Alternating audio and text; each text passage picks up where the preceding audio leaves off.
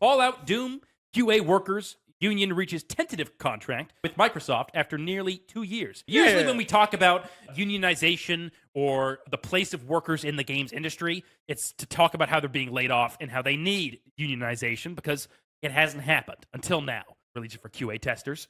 Under ZeniMax specifically. But this is, as they point out, the opening of the gates because this needs to happen. We've been opening a lot of gates lately. This is not. I mean, we've covered a couple of unions that have been forming over the last couple of years. Really, in the last 5 years or so. This is the U.S. though.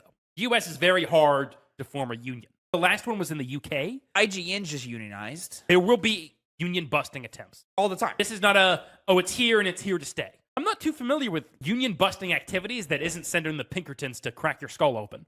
So beyond that, what would they do? Fucking 1930s again?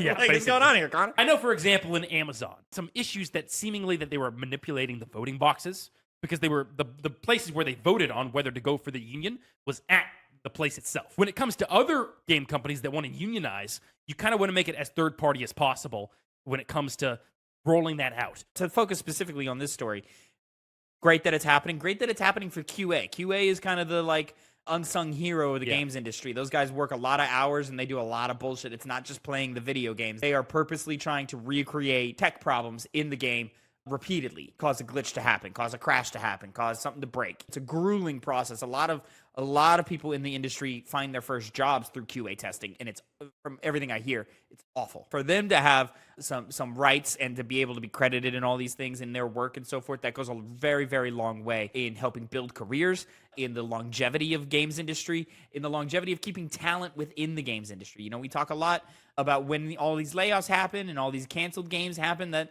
there's burnout. A lot of these devs are leaving the industry, and why wouldn't they? You know, they just spent 5 years working on a game just for it to get canceled, and then another 3 years working on a game just for it to get canceled. Then their studio got shut down. They moved their family to a different city, found a new job, worked for a game for 3 years. It got canceled. You know, I totally understand why somebody would be like, man, I'm 8 years deep and nothing I've done has mattered, and I'm just done. I would totally understand that. From the bottom, being able to work our way up, that's a great way to go.